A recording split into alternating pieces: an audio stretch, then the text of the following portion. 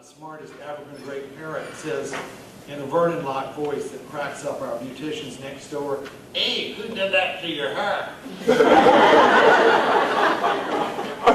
Well, she laughs like a kid then. Under bangs, I see her teeth. She shows part of one great eye, brown. Soon I had her helping my trusted assistant manager, LaTanya, do preliminary grooming.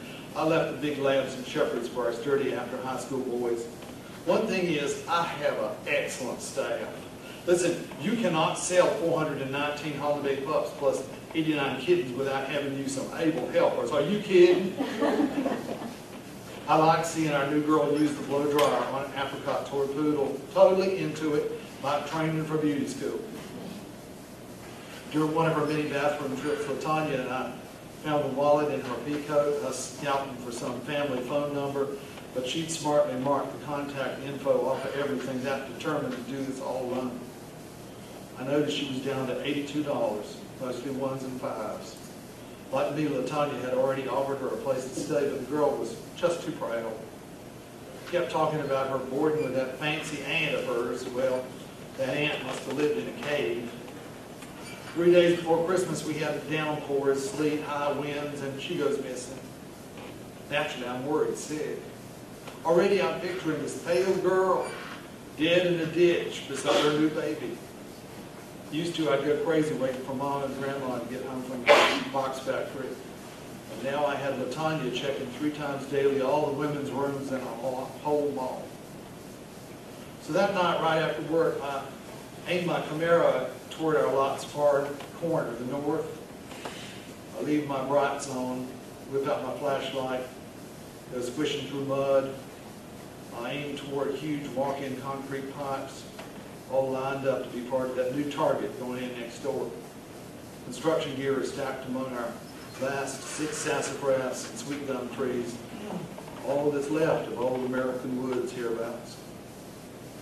The sky, from low clouds and strip mall signs, showed oxblood red this time of night. My breath clouds. Muzak carols drift clear out here, words and everything. How still we see thee lie above thy dark and dreamless streets. But funny, my mall from this back dumpster angle tonight looks almost ugly. That's from my missing her. My worry, I guess. In front of one big pot, I see flooring made from scrap plywood, laid just so. Bricks circle one cold campfire. Inside the 4-foot pipe, my flashlight finds garbage bags stuffed with leaves for bedding. 2 empty cans of Old Milwaukee. Hooked to one wall, a little round orange hand mirror, orange plastic. Hanging on to it, I see an old Smurf doll with all of one girl's colored barrettes clipped into that toy's wild orange hair. Well, that just tore me up. I don't know. People are so brave. I hear another body puddle hopping nearer the darkness and burning jumps like from a horror movie, but calling to her, crying almost, "That's you, babe. Say you're safe." Here stands Vanderlip. Strange to find him in his suit, snooping out this far. Sunset flashes, his lapel pins red, and with all the rest of him left dark. He's like, "So, Vernon, come out here after work, do you? Get a little steam on. Girl like that living back out here like some rat in a hole and you standing in front of her pot. That's it, isn't it?" Old as I am, being 40, you forget you can still be shocked. But I have been living so far past such filthy thoughts as he is. First, I didn't even understand it. Defending her, I knew I was going to say what I'd never dared speak before to any monitor like him. It might shock you, Mr. Vanderlip, with your praying into our loudspeaker every morning for sales, with your church choir passing out sin leaflets noon and night. But there's just some good people left on this earth. You feel so good about yourself, you expect everything but good from others. There's way more sin in your mind than out here at the edge where most people just try and live. She's one of the good ones, sir. She's your daughter Tammy's age and no worse. You and Ben an enemy a day. That's your caffeine that wakes you up. The others ain't enemies at first. But they start playing once you treat them like that. Her boyfriend's serving in their rat mess, sir. I ain't ever been out here before tonight. Except she's missing. How'd you even know about her camp? Security reconnaissance.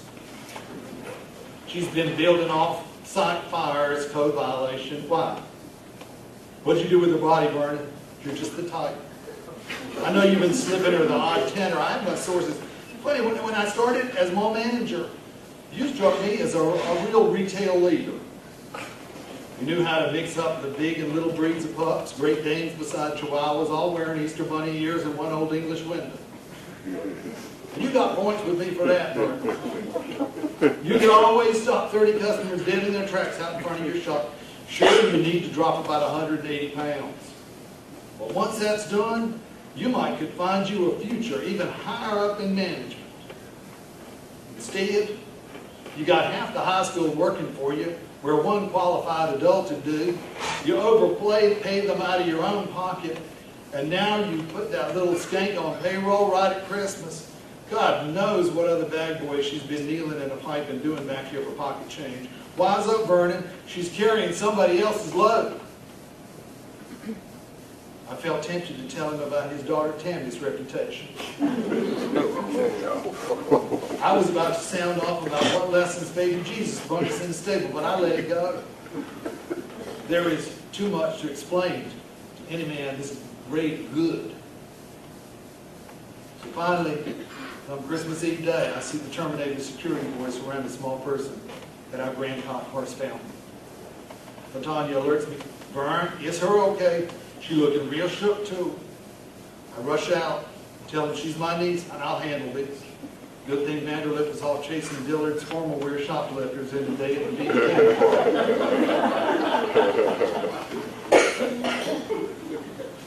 As I bend down to help them, my girl says, I hitchhiked halfway home, but they're too churchy to take him to a bad girl like me. This old lady outside of Hosky picked me up, carried me to her house, but she kept trying to get in the bathtub with me. It got to where it was almost kind of weird. But right along, I kept thinking, I just got to get back to Vern and them pups.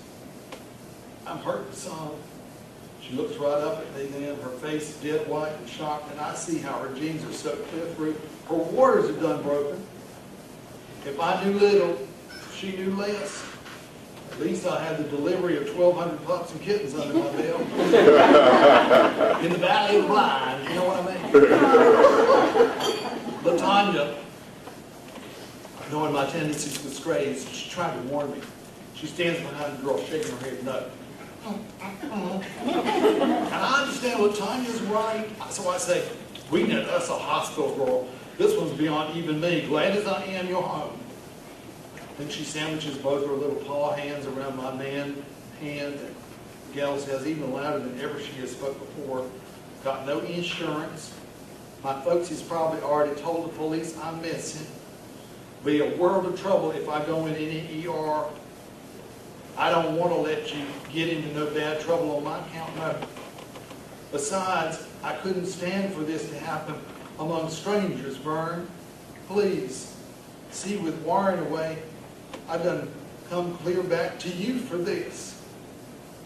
Please, I'm strong. Well, when somebody's chosen you, however much you might want 911, you are, well, you're chose.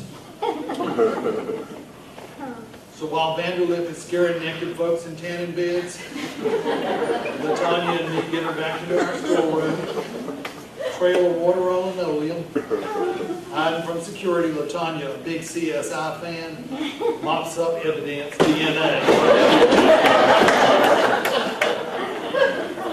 First thing, I run to my beloved internet, Vernon Google's keywords, baby, human, delivery office. Kept the printout folded in my back pocket.